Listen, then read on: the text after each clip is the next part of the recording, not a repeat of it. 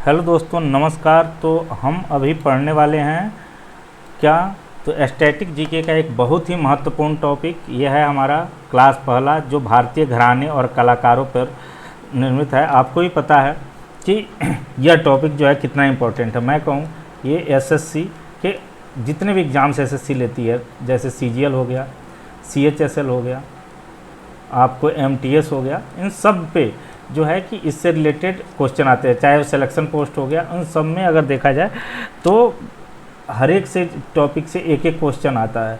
तो आपको जो है कि ये टॉपिक काफ़ी इम्पोर्टेंट रहने वाली है। आप इसकी प्रॉपर अगर क्लास करते हैं, इस वीडियो को प्रॉपर करते हैं, क्योंकि मैं इसमें जितने भी भारत में घराने हैं उन सबको मैंने कवर किया है और कोशिश करी है कि आप इससे जो है कि प्रॉपर सीख पाओ, सारी चीज़ जान जाओ कि कौन कौन से उस घराने में कलाकार थे, वो घराना कहाँ से निर्मित था, उसमें किस प्रकार के राग और संगीत का लयबद्ध था।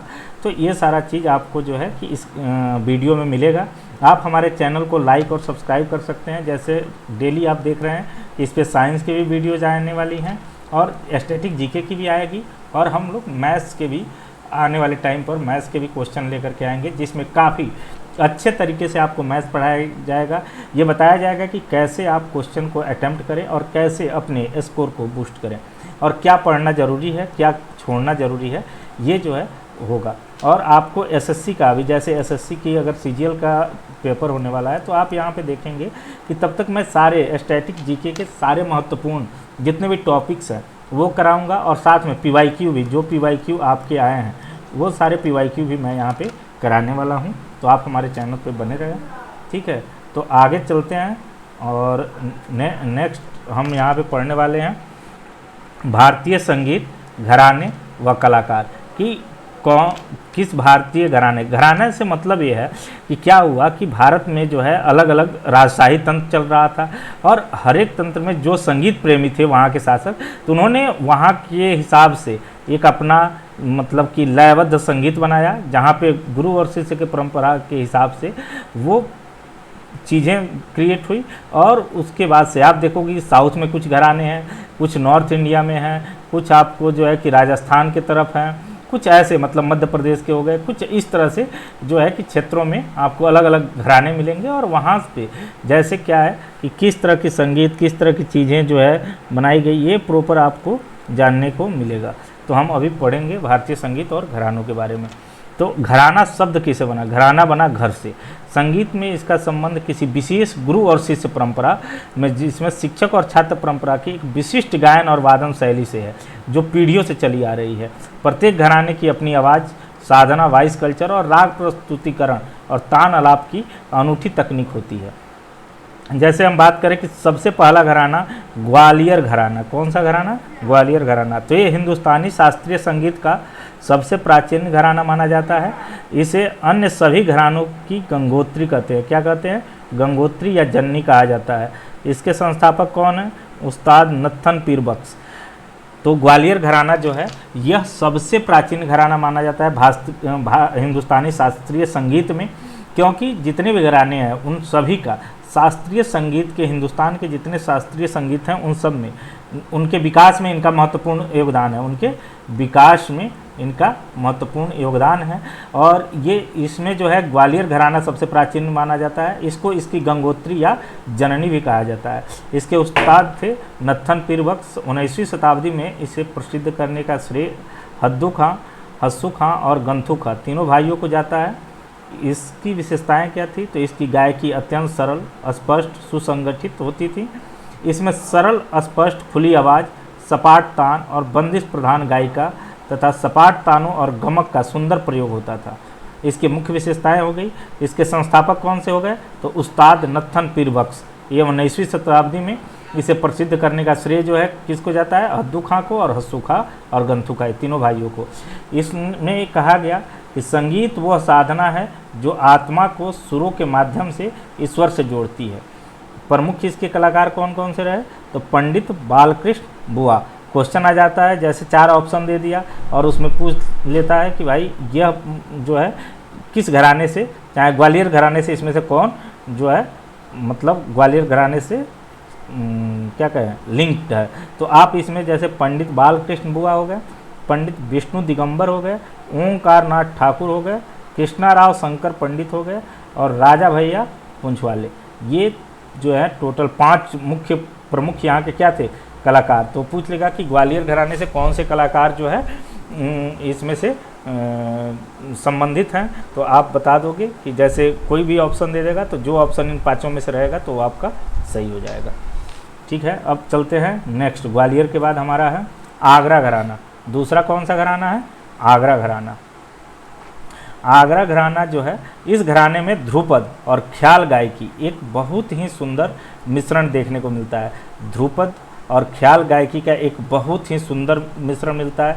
आपको भी पता है कि ध्रुपद का आपने कभी नाम सुना हो कि ये भी गायकी से संबंधित है और ख्याल से भी, बट इन दोनों का मिश्रण अगर पूछे तो ये आगरे घराने में है। इसे रंगीला घराना भी कहा जाता है। इसे किस घराने के नाम से जानते हैं, रंगीला घराना भी इसमें कहा जाता है आगरा घराना को। यह दमदार आवाज़, लयकारी का कमाल, बोल तान की रंगत में रमता है आगरा घराना। सुर ही साधना यहाँ का एक मुख्य मतलब टैगलाइन था। इसके संस्थापक कौन थे, तो हाजी सुजान खान। ये तानसेन के क्या थे, दामाद। तानसेन के दामाद थे हाजी सुजान खान। इन्होंने ही आगरा घराने की क्या की थी, स्थापना की थी। आधुनिक आगरा घराने के प्रवर्तक उस्ताद गग्गे खुदाबख्श को माना जाता है। इसकी मुख्य विशेषताएं क्या है, गायकी में दमदार आवाज़, नोम तोम का आलाप, इसमें नोम तोम के आलाप पर जोर दिया गया, बंदिश की लयकारी और बोल तान शब्दों के साथ लय का खेल इस घराने की जान है। विशेष पहचान, दमदार आवाज़, बोल तान, लयकारी और ध्रुपद ख्याल का अनूठा संगम इसकी विशेष पहचान है।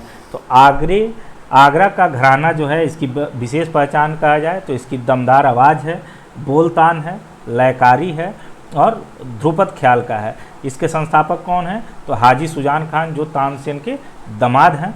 और ये सब हो गया। इसके प्रमुख कलाकार की बात की जाए तो उस्ताद फयाज खान थे। एक तो हो गए उस्ताद फयाज खान, दूसरे नंबर पे हो गए उस्ताद विलायत हुसैन खान और तीसरे नंबर पर कौन हो गए, पंडित कृष्ण नारायण रत्न जंकर। तीसरे नंबर पे पंडित कृष्ण नारायण रत्न जंकर। अब आते हैं तीसरे घराने पे। तो तीसरा कौन सा घराना है, यह है किराना घराना। कौन सा घराना, किराना घराना। यह घराना अपने मधुर स्वर और रागों के बेहद धीमे व सूक्ष्म विस्तार के लिए पूरी दुनिया में क्या है, प्रसिद्ध है। इसका नाम उत्तर प्रदेश के कैराना कस्बे पे पड़ा।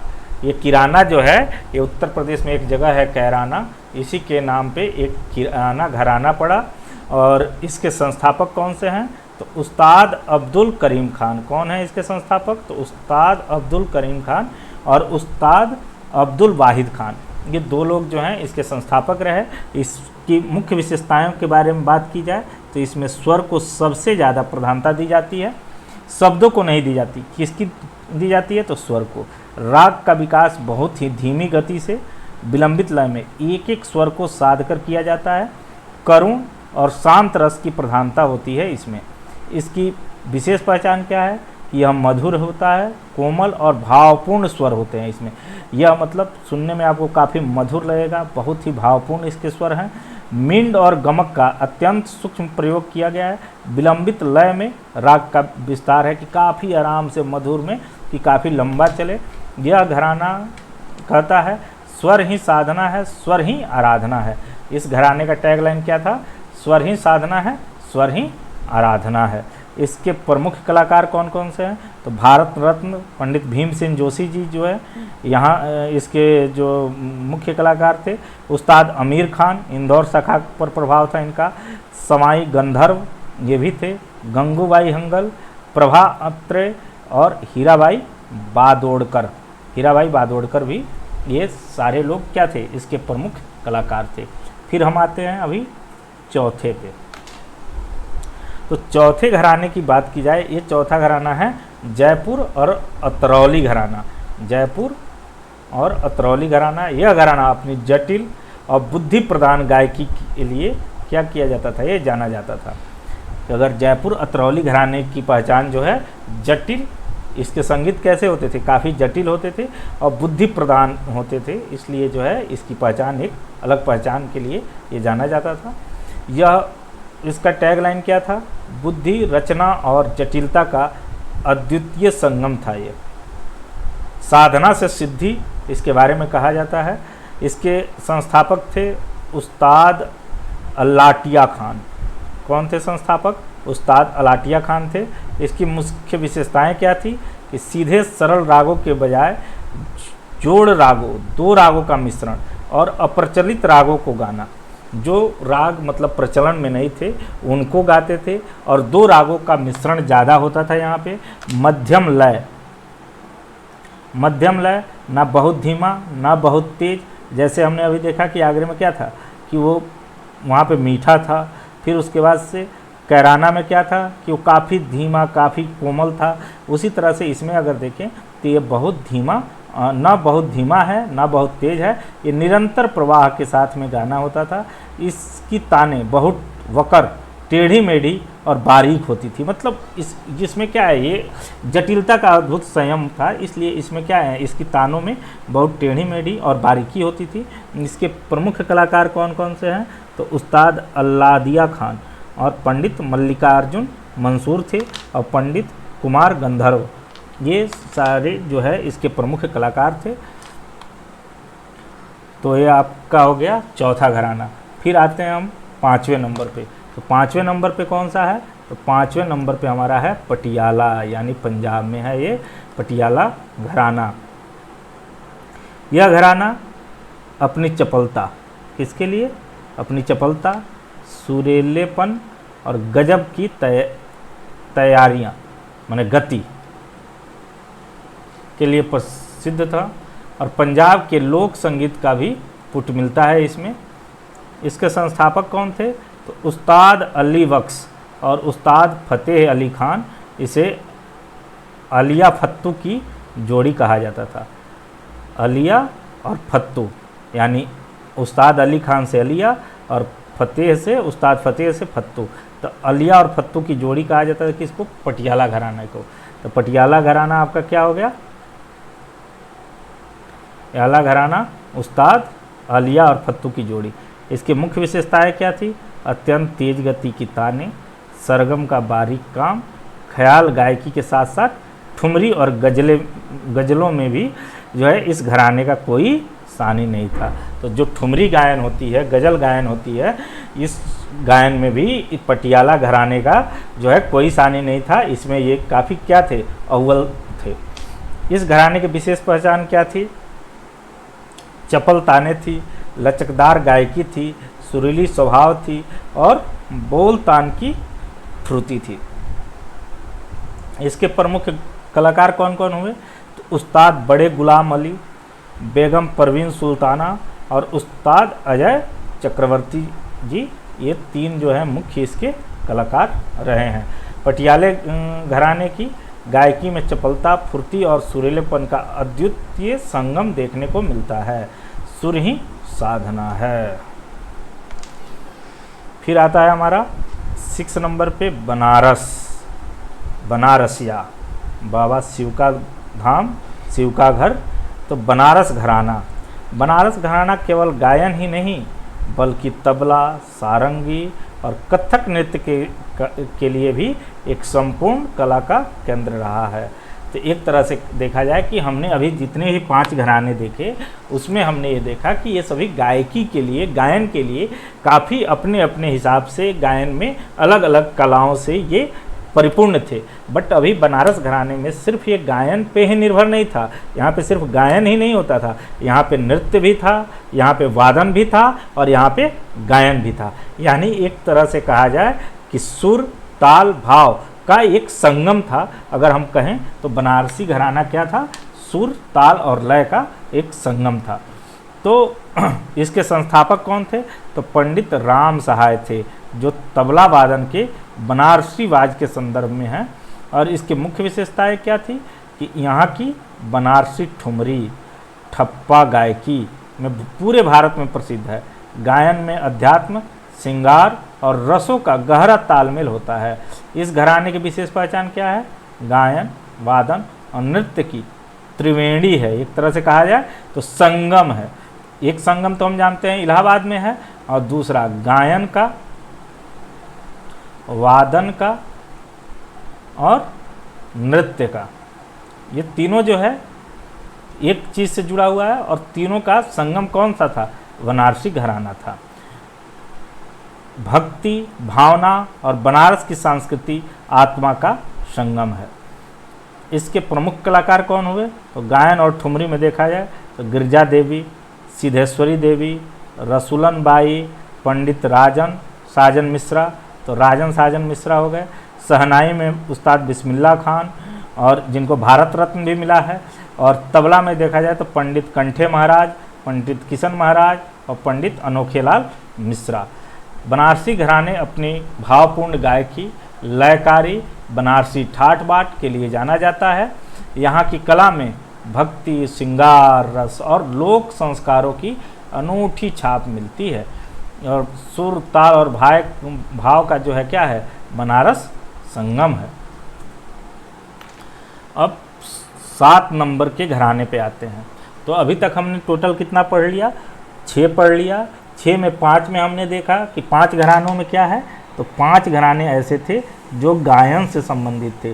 बट छठा जो था बनारस, ये जो है टोटली किससे संबंधित था? तो ये यहाँ पे सुर भी था, ताल भी था और लय भी था। मतलब डांस भी, नृत्य भी, आपको सुर, गायन भी और वादन भी, ये तीनों का अभूतपूर्व संगम यहाँ पे देखने को मिला। अब आते हैं 7वें नंबर पे, भेंडी बाजार घराना। तो यह घराना अपनी अनूठी मेरुखंड पद्धति, कौन सी पद्धति? तो मेरुखंड पद्धति और कर्नाटक संगीत, दक्षिण भारतीय संगीत के कुछ सुंदर तत्वों को हिंदुस्तानी संगीत में शामिल करने के लिए जाना जाता है। नामकरण व उत्पत्ति, इस घराने की शुरुआत 19वीं शताब्दी के उत्तरार्ध लगभग 1890 में हुई थी। उत्तर प्रदेश के बिजनौर से 3 भाई, उस्ताद छज्जू खान, उस्ताद नज़ीर खान और उस्ताद खादिम हुसैन खान मुंबई, तब बम्बे जाकर बस गए। और वे मुंबई के जिस इलाके में रहते थे उसे भेंडी बाजार कहा जाता था, और इसी कारण इस शैली का नाम भेंडी बाजार घराना पड़ गया। खंड मेरु पद्धति इस घराने की सबसे बड़ी विशेषता थी। इसमें कुछ गिने चुने स्वरों का गणितीय संयोजन, परमुटेशन एंड कॉम्बिनेशन से अनगिनत ताने व स्वर संगीतियाँ तैयार की जाती हैं। कर्नाटक संगीत, मतलब आप देखो कि यहाँ पे क्या हुआ कि इस घराने में अगर हम बात करें तो इसमें भी जो है कि मैथमेटिकल टर्म्स का यूज किया गया है कि परमुटेशन कॉम्बिनेशन से जो है इस घराने की स्वरों का संयोजन किया गया, और इसमें कर्नाटक संगीत का प्रभाव था। इस घराने ने दक्षिण भारतीय संगीत को प्रभावित होकर के कई रागे जैसे राग हंस ध्वनि को हिंदुस्तानी पद्धति में खूबसूरती से ढाला।